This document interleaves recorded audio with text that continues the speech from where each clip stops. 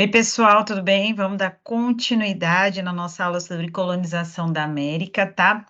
Então, aí eu tenho um mapinha, tá? Que eu estou mostrando para vocês os países, tá? Né, os estados nacionais que colonizaram cada parte aí da América, tá? Então, tem aí a Espanha, né, Portugal, Inglaterra, França, e aí temos uma surpresa, a Holanda. A Holanda, ela vai ter uma grande participação na colonização da América, né? Ela vai colonizar o Pernambuco, ó.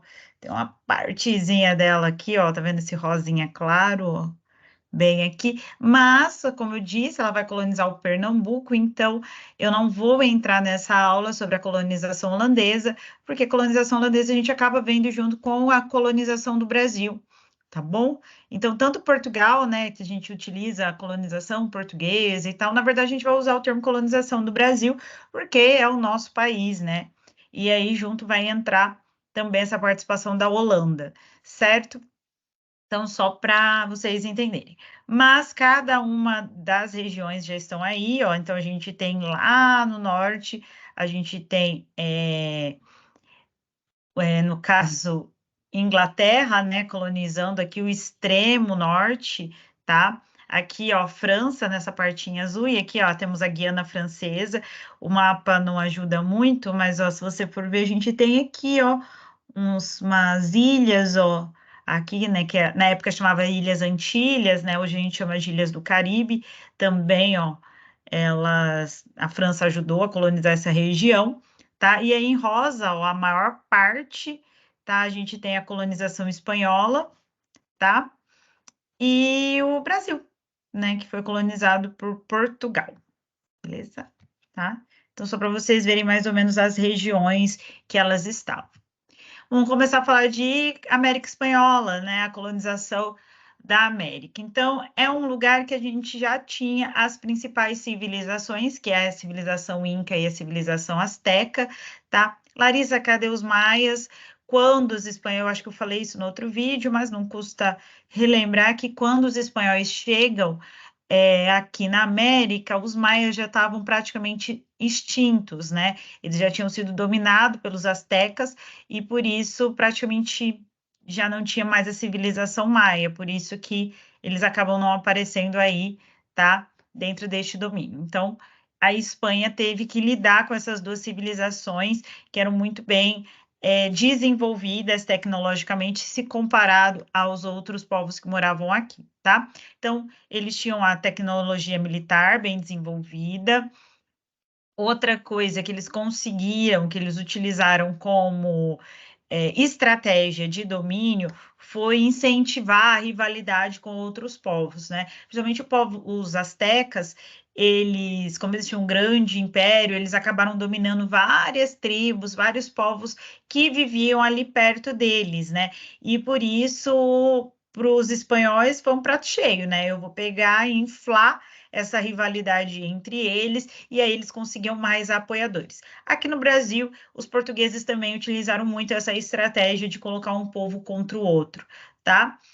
E isso foi também uma estratégia aí dos espanhóis. E a expansão do catolicismo, que também é muito presente aqui com Portugal, tá? Então, o apoio da Igreja Católica, né, principalmente na questão da catequização dos índios, né, dos indígenas, no caso dos povos nativos aí da Espanha, como uma forma implantar um sistema educacional, de doutrinar de fato, porque a partir do momento em que eu doutrino, eu tenho menos embates, né? Eu tenho menos campanha contra, tá? No caso, o que que a gente tem aí de muito diferente da Espanha aqui no Brasil? Era o tamanho do território, tá?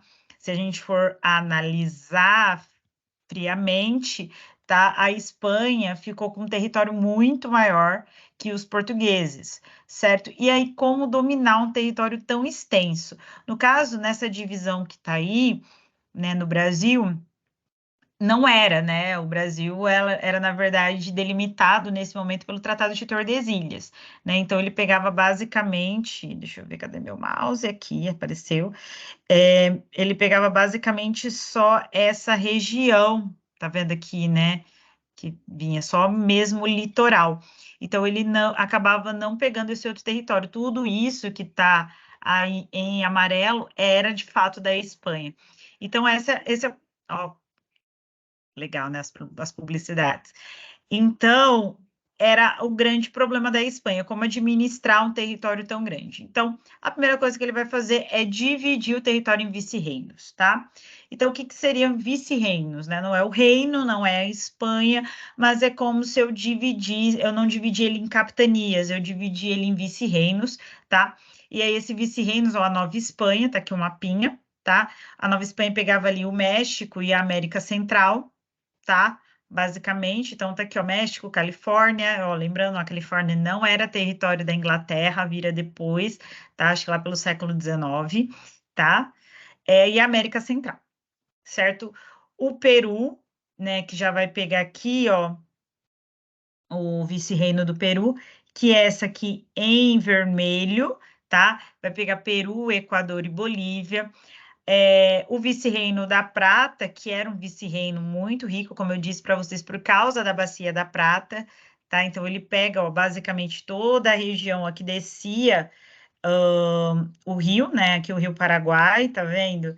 Que ele descia aqui. Então, a Bacia do Prata, ela fica basicamente aqui, ó, nessa região aqui, certo? Ó, que tem aqui Uruguai, Rio Grande do Sul. Então, ela começa aqui, então, era um lugar muito rico para a exploração da prata. Então, eu peguei Argentina, Paraguai, Uruguai e uma partezinha da Bolívia, tá? E Nova Granada, que vai pegar essa parte aqui, ó, amarela, que já vai ser o Panamá, a Colômbia e a Venezuela, tá? Então, toda essa região aí eu vou dividir em vice-reinos. Então, é aí que eu pergunto, né? Então, se é um vice-reino, quem administrava esses vice-reinos? Esses vice-reinos eram administrados por um vice-rei, tá? Então, o que seria o vice-rei? É alguém que o rei confia que ele vai administrar esses vice-reinos. Então, era alguém que era mandado em nome do rei para administrar. Então, eram mandados 4 vice-reis, tá? Cada vice-rei ia para cada uma desses vice-reinos e iria fazer a administração. Só que ele poderia fazer essa administração do jeito que ele queria? Não. Existia uma estrutura administrativa para isso, tá? Existiam algumas instituições, né? Alguns órgãos que existiam para ajudar aí o controle, né? Que o rei tinha sobre esses vice-reis, tá? Então, o primeiro é o Conselho Real e Supremo, tá? Das Índias, que era quem iria indicar, né? Então, ele indicava para o rei, né? Ele iria nomear esse rei, esse vice-rei, que vinha, né, pelo rei. Então, era ele quem iria fazer, de fato, essa nomeação, e ele iria fiscalizar, ele era o responsável por fiscalizar as decisões desse vice-rei, tá? Outra era a casa de contratação. A casa de contratação, ela já vai controlar e cobrar esse pagamento de impostos. Então, os impostos dos colonos que moravam aqui, né, porque eles vinham para cá, mas eles tinham que pagar os impostos deles, tá? Então, era de responsabilidade dessa casa de contratação. E essa casa de contratação também era responsável por toda a riqueza que a colônia tinha. Então, tudo que ela explorava, tudo que para o lucro chegar até a Espanha, era responsabilidade dessa casa de contratação. Agora, como que eu vou fazer esse controle se eu tenho um território tão extenso assim e que tem uma diversidade muito grande de produção, né? Então, a gente vai ter os portos únicos. O que são os portos únicos? Em cada um desses vice-reinos, tinham portos que os produtos só podiam sair dali, exclusivamente dali. E ali é que a casa de contratação fazia esse controle do que saía daqui e que iria chegar na Espanha. Então, quando chegava na Espanha, tinha que bater exatamente com o que estava dentro desses portos únicos. Então, era uma forma que a Espanha também tinha de conseguir barrar a pirataria, que a gente vai falar depois na colonização da Espanha desculpa, da França e da Inglaterra, tá? Então, era uma forma que ela tinha de combater essa pirataria e também de garantir que ninguém estava passando o vice-rei para trás e nem o rei, tá? Outra coisa que é muito legal é a divisão social dentro da América Espanhola, tá? Então, como que eram designadas as pessoas, tá? Existiam os chapetones, então os chapetones eram de fato os espanhóis, então os espanhóis nasceram na Espanha e vieram morar aqui, tá? Eles eram chapetones, então sempre quem era vice-rei era chapetones, as pessoas que faziam parte dessas estruturas administrativas eram chapetones, tá? E a gente tinha também os crioulos, tá? Que é um nome que é bem comum aqui no Brasil, mas os crioulos lá na América Espanhola, eles tinham uma outra designação, tá? Era os filhos dos espanhóis que nasceram aqui no Brasil, então aqui na América. Então eles eram brancos, tá? Eles não eram miscigenados, nada disso. Ao contrário do que aconteceu muito aqui no Brasil, era muito difícil que um espanhol assumisse de fato um filho com uma indígena ou alguma coisa assim, tá? Então os filhos desses espanhóis, desses chapetones, eles eram os crioulos. Eles não eram espanhóis de nascença, não eram espanhóis de fato, mas eles eram filhos de espanhóis. E eles acabavam fazendo a administração municipal. Então, dentro das cidades, quem fazia, tinha esse poder político eram os crioulos, tá? E a gente tinha os indígenas, tá? De modo geral, que eram os nativos. Na época, né? Os indígenas. Bom, outra coisa que eu quero chamar a atenção de vocês e que está nesse slide é o trabalho indígena, tá? A gente tem duas formas de trabalho que, ao contrário do que aconteceu no Brasil, que acabou não dando muito certo o trabalho indígena, na América Espanhola vai ser o trabalho indígena, tá? E eles tinham duas formas de trabalho, a encomienda e a mita, tá? A encomienda era o seguinte, o indígena trabalhava na terra do colonizador e, em troca, ele recebia uma educação católica, tá? Então, ele não necessariamente recebia dinheiro, tá? Alguns deles até recebiam a questão do alimento em troca, tá? Do trabalho, mas o forte mesmo que todos eles recebiam era a educação católica. Lembrando que na América Espanhola e na América Portuguesa, você ter contato com a Igreja Católica, o indígena, né, que tinha contato com a Igreja Católica, era uma forma de resistência, era uma forma de segurança, porque a Igreja Católica dava essa segurança para o indígena, né? Nós vamos aprofundar mais isso na questão da colonização do Brasil, né, na colonização portuguesa, mas assim, só para adiantar, aí, os jesuítas, né, que vieram para cá para fazer esse processo de colonização, a Companhia de Jesus, que nós falamos que era uma medida da Contra-Reforma, eles acabavam se posicionando contra a escravidão, tá? A escravidão indígena, porque eles achavam que o indígena era uma pessoa que tinha alma boa, ele só não tinha educação católica. Então, por isso, ele acabava fazendo parte dessas missões e acabava sendo protegido pela igreja. Então, por isso, para o indígena acabava sendo lucrativo, tá? E a mita, ela já era mais destinada às aldeias indígenas, às tribos indígenas, tá? Porque o pagamento nas tribos, eles sorteavam quem ia trabalhar na terra do colonizador. Era uma forma de pagar impostos, então eles não pagavam exatamente com dinheiro, mas eles pagavam com trabalho. E aí, dentro da tribo, eles sorteavam quem ia lá e quem trabalhava. Então, são duas formas de trabalho que não são classificadas como trabalho escravo, são classificadas como trabalho servil, tá? E aí a gente volta naquela questão do que é trabalho servil e do que é trabalho escravo, né? Que isso é uma das bases tecnológicas cobradas da BNCC, tá? O trabalho servil é o trabalho em que ele não é coercitivo, nem todas as vezes ele é coercitivo, mas ele recebe alguma coisa em troca, tá? Então, por exemplo, no feudalismo, o servo trabalhava para o senhor feudal e recebia em troca terra e proteção, certo? Em encomienda.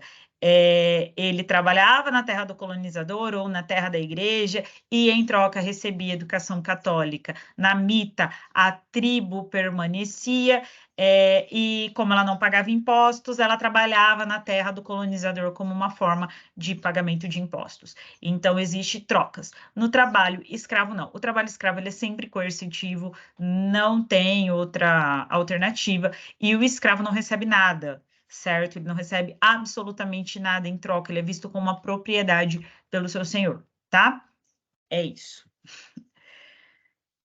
Bom, América Inglesa, A América Inglesa, ela está relacionada muito com o que aconteceu para a formação da Inglaterra, né? Então, aqui tem uma revisãozinha que o Henrique VIII, que foi o rei que criou a igreja anglicana, né? Quando ele morre, a gente vai ter um problema de sucessão do trono. Por que de sucessão do trono? Porque o Henrique VIII casou 6 vezes, tá? Desses 6 casamentos que ele teve, ele só teve 3 filhos, 2 mulheres e um homem, né? Que foi o Edward, alguma coisa. Só que esse filho dele ele morre, né, tal, e aí o Edward assume o trono, só que era um filho muito doente. E ele acabou morrendo com meses, após ter assumido o trono, e ele era uma criança, acho que ele tinha 9 anos quando ele assume o trono. E ele acaba morrendo com meses governando. Então, quando ele morre, a gente tem um problema aí, porque ele tem 2 filhas, né, com a Ana Bolena, que era Elizabeth, e a Ana Bolena, né, teve uma morte porque ela foi acusada de trair o rei, então existiam muitas suspeitas de que a Elizabeth não era filha dele de fato. Ela morreu porque por ordem do Henrique VIII, o Henrique VIII mandou cortar a cabeça da Ana Bolena, né? Então era um casamento que a própria sociedade inglesa, né, que a nobreza inglesa não via com bons olhos. E aí tem o casamento dele com a Catarina de Aragão, que tinha dado uma filha, né, que era Mary, e a Mary, né, que foi o caso dele ter colocado a mulher dentro do navio, mandado para a Espanha, né, porque a mulher dele era espanhola, a Catarina de Aragão. E a Mary, então, foi criada na Espanha, que era um país católico. Então, temos um embate aí, temos um problema, né, dessa sucessão do trono. Quem vai assumir primeiro é a Mary. Então, a Mary, que era a filha mais velha, era filha do casamento legítimo dele, ela assume o trono, só que ela vai querer implantar o catolicismo num país que era anglicano. Então, vão acabar destronando a Mary por isso, e aí acaba sendo a Elizabeth I que vai fortalecer, né, o absolutismo, ela vai acabar governando e a gente vai ter um grande processo de expansão econômica da Inglaterra nesse período. A grande sacada da Elizabeth é ganhar da Invencível Armada. Então, quem era a Invencível Armada? A Invencível Armada era o exército militar da Espanha na época, né? E por causa da colonização da América, a gente lembra mercado inelástico, né? Mercantilismo. A Espanha tinha derrubado Portugal, então era a Espanha que estava no topo da época, ela era que era o país imperialista, ela que estava mandando na época. E como que a Inglaterra estava fazendo para tentar esses processos de colonização? Ele estava usando por meio a pirataria. Então, o que que a Elizabeth estava fazendo? Ela começa a financiar os piratas para eles invadirem terras na América. E isso incomoda a Espanha, óbvio, né? E aí a gente vai ter um embate entre a Espanha e a Inglaterra, a Invencível Armada, que era o exército espanhol, contra o exército inglês, e a Elizabeth, né, o exército inglês, vai ganhar essa disputa, iniciando o processo de falência da Espanha, tá? Então, isso é muito importante. E internamente, a Elizabeth também vai fazer algumas mudanças muito importantes que vai dar base para a Revolução Industrial daqui 100, 200 anos, tá? Que é o processo de cercamentos. Então, ela para de investir em agricultura, até porque a Inglaterra vai conseguir colônias nas terras que não interessaram à Espanha, que é no extremo norte, na América do Norte, né, que são as 13 colônias. Então, ali eu conseguia produzir agricultura de subsistência, ou seja, agricultura para alimentar o meu país. Então, o que que eu vou fazer dentro da Inglaterra? Eu vou parar de produzir produtos agrícolas, né, de subsistência, e vou começar a investir na criação de ovelhas, porque a ovelha dá lã. E aí eu não preciso de tanta gente trabalhando na área rural. Se eu não preciso de tanta gente trabalhando na área rural, as pessoas começam a migrar para as cidades e é aí que ela vai ter, é aí que a Inglaterra passa a ter mão de obra para um processo industrial. Mas isso é mais para frente, tá? A Elizabeth morre, tá? Então, quando ela morre, reza a lenda que o casamento, a separação dos pais dela, né? Lembrando que ela é a filha da Ana Bolena, a mãe dela teve a cabeça decepada, né? E ela foi durante muito tempo acusada de não ser filha legítima do Henrique. Para ela foi muito traumático, ela não quis se casar e por isso ela morreu sem herdeiros. É a rainha virgem, né? Reza a lenda que ela morreu virgem mesmo. E aí acaba a dinastia Tudor, acaba a dinastia do Henrique VIII, e aí passamos para os primos da Elizabeth, tá? Que começa uma nova dinastia, que é a dinastia Stuart. Então, na dinastia Stuart, eles vão tentar trazer o catolicismo de volta para fortalecer o absolutismo. Por quê? Porque vamos lembrar, desde a Carta Magna, na Inglaterra, já existia um parlamento muito forte, lembra da Carta Magna de João Sem Terra?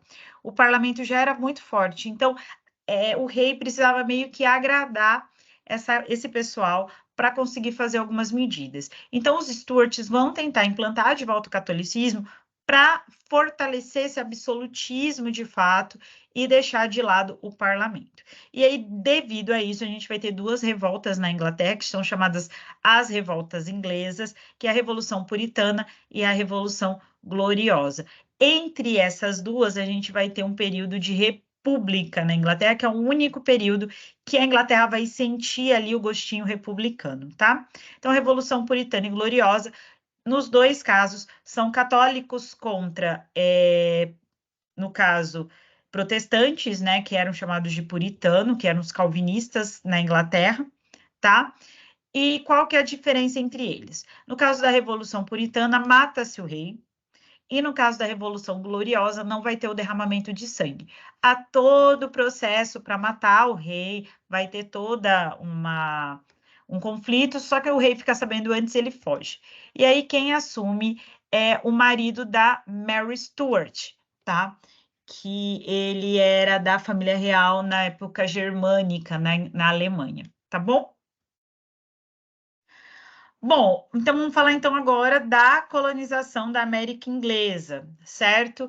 Então, a gente sabe que tanto na Espanha quanto em Portugal eram colônias de exploração. Deixa eu ligar meu liquidificador que eu tô com calor, tá? Não queria atrapalhar o som, mas estou com muito calor. As duas eram colônias de exploração, tá? Tanto na Espanha quanto em Portugal. Por quê? Porque Espanha e Portugal, eles vinham para cá para explorar, enriquecer e voltar para a Espanha, tá? Aí, no caso, tem o Tratado de Tordesilhas, a gente já falou.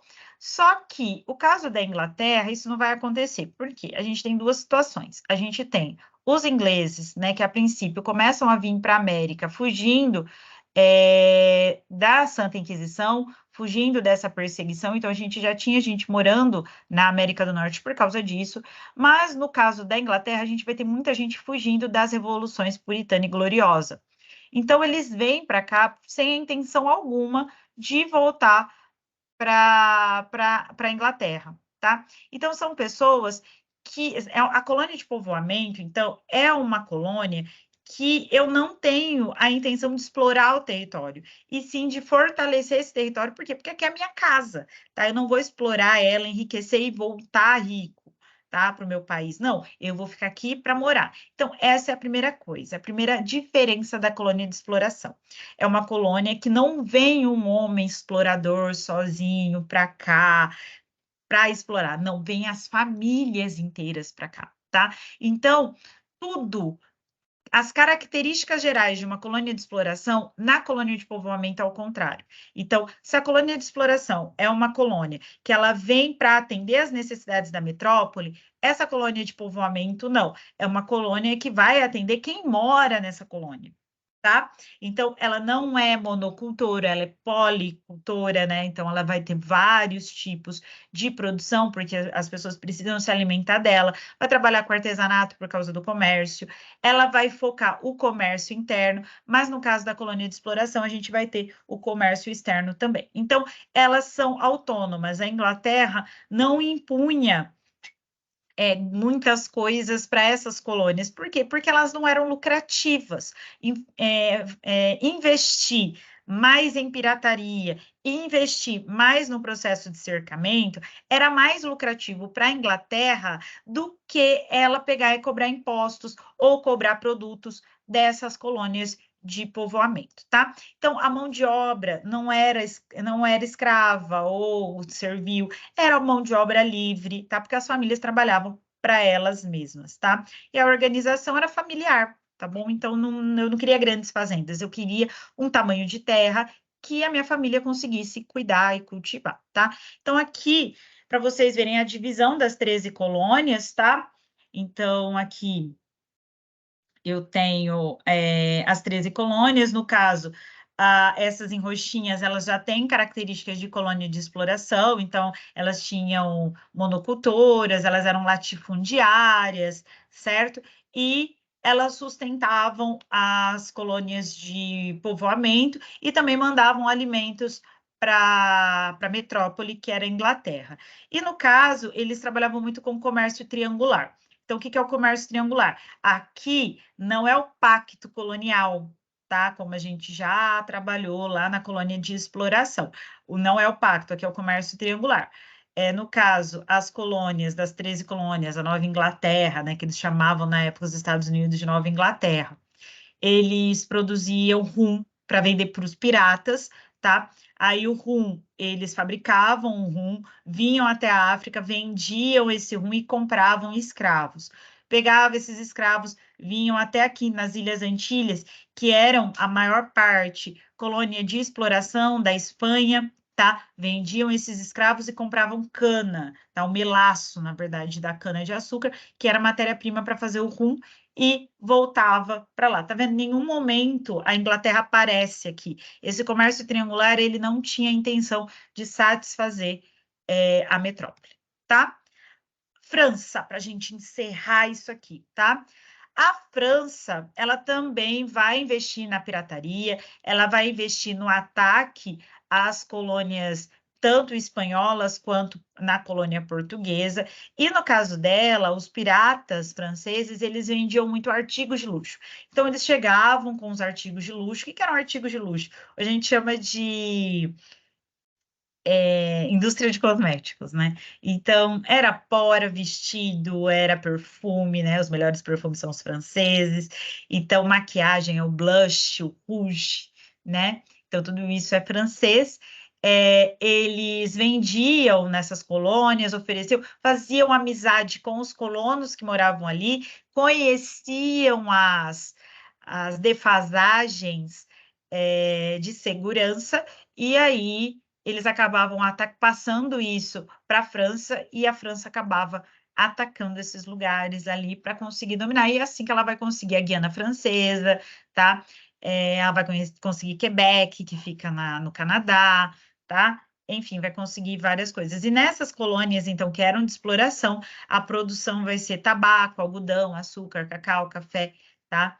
Madeira, né? Aqueles tropicais que eles mandavam para lá, tá bom?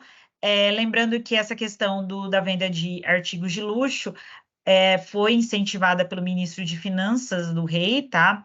Se eu não lembro, Luís XIV, tá? Que era o Jean-Baptiste Colbert, então era chamado de colbertismo, tá? Que é exatamente a venda desses artigos de luxo. Tranquilo, pessoal? Então é isso, né? Espero que vocês tenham entendido um pouquinho. Qualquer coisa o Google complementa. Vocês também podem me mandar mensagens, tá? E a gente se vê. Um beijo. Tchau, tchau, gente.